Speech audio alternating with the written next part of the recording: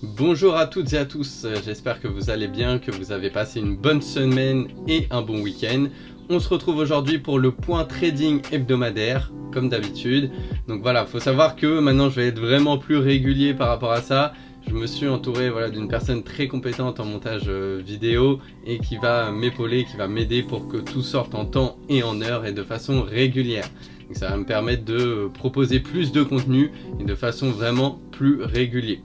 Donc on va commencer tout de suite avec les informations de marché, donc les informations d'une façon générale qui impactent les cours. On va voir aussi les opportunités qu'il y avait la semaine passée et surtout ce qui va vous intéresser, les opportunités à venir sur les marchés financiers. N'oubliez pas avant toute chose de vous abonner et de mettre un petit j'aime en dessous de la vidéo et on se retrouve tout de suite juste après l'intro.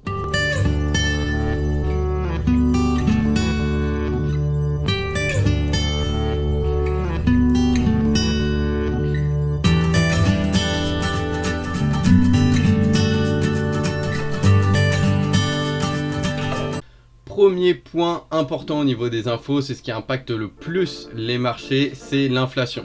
Donc l'inflation qui touche le monde entier et qui a vraiment un impact négatif sur un petit peu tous les marchés.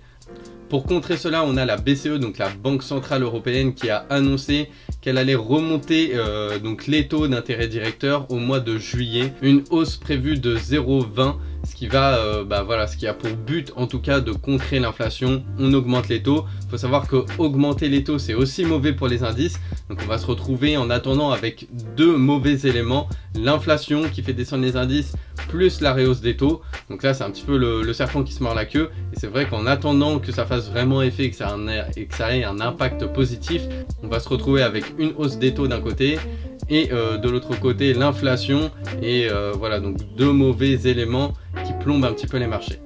En France, il faut savoir qu'on n'est pas les pieds au niveau de l'inflation, on est aux alentours de 5%. Pour vous donner une idée, en Turquie, on est aux alentours des 73%. Au Royaume-Uni, en Allemagne, en Espagne, on est entre 7, 8, 9%.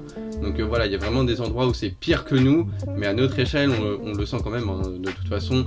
Que ce soit dans les courses, etc., tout augmente, vous le voyez, et c'est pour ça d'ailleurs qu'il faut investir. Si vous laissez votre argent dormir à la banque avec l'inflation qu'il y a chaque année, vous êtes perdant et votre argent perd de la valeur. Donc c'est pour ça qu'on dit qu'il est toujours très intéressant et très important de faire des placements, de diversifier et de ne pas laisser son argent dormir à la banque.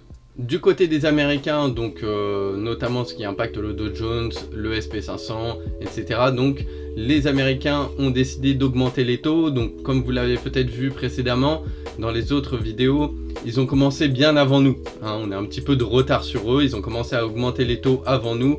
Et la semaine dernière, ils ont refait une augmentation de 0,75 sur ce qui était prévu à 0,50 de base. Faut savoir que l'indice Dow Jones sur le coup n'est pas descendu parce que c'était un petit peu ce qui était anticipé. Comme on dit, achète la rumeur, vend la nouvelle. Donc voilà, c'était un petit peu pricé déjà dans les graphiques. C'est un petit peu ce qu'on avait prévu. Le Dow Jones a même clôturé à la hausse, légèrement à la hausse quand il y a eu l'annonce, donc le jour de l'annonce, après la FOMC. Mais dès le lendemain, donc on le verra après sur les graphiques, dès le lendemain on a vu les indices qui sont repartis à la baisse et partis rechercher des nouveaux plus bas. En plus de ça, les Américains, pour contrer l'inflation, ont décidé de diminuer les droits de douane pour les produits en provenance de Chine et de l'Asie du Sud-Ouest. Donc voilà, c'est plusieurs éléments, petits éléments qu'ils essayent de mettre en place pour contrer vraiment l'inflation qui est au plus haut, d'ailleurs j'ai oublié de le dire, mais qui est au plus haut depuis plus de 40 ans. Donc on a vraiment un taux d'inflation énorme, que ce soit un petit peu partout dans le monde. Dernier point au niveau des infos, donc ça va toucher un petit peu ceux qui aiment bien les automobiles, les voitures. Donc il y a une loi qui a été votée comme quoi les voitures thermiques vont être interdites à la production dès 2035. Donc ça peut être une petite idée d'investissement sur tout ce qui est société de bornes rechargeables de voitures électriques, etc. Donc là vraiment, voilà, il y a moyen de se positionner sur quelques grosses boîtes, quelques structures qui sont en train d'émerger et de faire des investissements long terme. On va passer maintenant sans plus attendre sur les graphiques, on va regarder un petit peu ce qui s'est passé et les opportunités qu'il y a à voir. Alors on se retrouve maintenant sur les graphiques pour le petit point analyse. Donc là on se retrouve sur le Dow Jones en unité de temps 4 heures premièrement. Donc la semaine dernière, comme vous pouvez le voir, chute énorme. Donc ça a énormément descendu la semaine dernière, hein, comme vous pouvez le voir. Juste avant ça, donc ce range ici, voilà, il avait repris un petit peu de la force. Il avait fait un petit range là-haut. Pas mal le voyait peut-être cassé à la hausse, mais c'est vrai qu'avec l'inflation qui ne cesse d'augmenter, comme on l'a vu, voilà, l'inflation plus la rehausse des taux, ça a fait vraiment casser le nez au marché, comme on dit. Donc là, on a eu, ici on était à 33 000. Sur les plus bas, ouais, on a eu à peu près 3000 points de baisse sur le Dow Jones. C'est quand même assez énorme. Par contre, on arrive sur des zones très sympathiques à trader. Donc nous, c'est vrai que la semaine dernière, on a fait carton plein sur le Dow Jones. Voilà, on a réussi à prendre des ventes, des achats dans tous les sens, on a réussi à gagner. Et là, pourquoi une zone intéressante? Voilà, je me mets en daily. Donc je suis en daily, unité de temps un peu plus grosse. Et ici, si on retrace le FIBO par exemple, voilà, donc des plus bas de quand il y a eu le Covid, donc au plus haut, c'est comme ça qu'on trace le FIBO, ça nous donne une belle zone ici qui a tenu, comme vous pouvez le voir, hein, c'est en train de rebondir. Donc une belle zone qui a tenu. Et en plus de ça, ça correspond également, si vous regardez, au plus haut d'avant Covid. Donc là, la grosse chute qu'on a ici, c'est quand il y avait les annonces du Covid. Et voilà, les plus hauts juste avant Covid, on y est. On est revenu et touché ici. C'est une zone qui avait servi aussi un petit peu de voilà, d'ici de résistance, qui avait cassé et ensuite de support pour ensuite repartir à la hausse. Mais voilà, on était vraiment sur un point stratégique. Donc les plus hauts d'avant Covid. Et voilà, donc là ça a bien commencé à rebondir dessus, hein, comme vous pouvez le voir. Tac tac, je zoome un petit peu. Donc là voilà, ça a repris 300-400 points depuis que ça a touché cette zone. Donc à surveiller si vous voulez, bien sûr, hein, comme je disais déjà, bénéficier des signaux VIP, donc savoir à quel moment on rentre précisément et pourquoi. Donc vous pouvez bénéficier d'un mois gratuit. Donc ça, il suffit de nous contacter sur Telegram ou sur Instagram. Qu'est-ce que je veux dire de plus? Oui, sinon bien sûr quand vous prenez la formation, vous avez aussi un mois de signaux VIP offert. Voilà pour le Dow Jones. On va passer maintenant au pétrole. Donc le pétrole qui est revenu toucher voilà, la barre un petit peu des 23,6 de retracement de Fibonacci. Et aussi donc les 122 $. 122 $, c'était un petit peu voilà, l'objectif pour pas mal de monde. C'est vrai que moi je le voyais pas retourner plus haut, et après ça on a vu que c'est pas mal redescendu. Après voilà, l'État met en place quelques restrictions pour que les prix ne s'envolent pas trop. C'est vrai qu'il, comme je disais dans les vidéos précédentes, ils peuvent en profiter pendant quelques semaines, prendre un petit billet et s'amuser, voilà, parce que ça dépasse. Mais sur le long terme, ça tuerait l'économie d'avoir un prix vraiment trop élevé. Voilà, pour tout ce qui est société de transport, etc. Vous imaginez bien que si le prix de l'essence double, c'est les charges qui doublent. Donc non, ça commence à être compliqué. Voilà par rapport au pétrole. Donc dans les stratégies à venir, donc vraiment on a une période de range qui est ici. Donc voilà, une zone vraiment de stagnation. On peut revenir à peu près aux alentours des 100 $. Concrètement, on va tourner aux alentours des 115, 100 $, 115 $, voire 120. Et je pense que là, il y a moyen qu'on revienne toucher à peu près les 100 $ pour la semaine à venir. Donc voilà pour le pétrole. On va passer à l'euro-dollar. Donc l'euro-dollar, on avait eu tout ce rebond.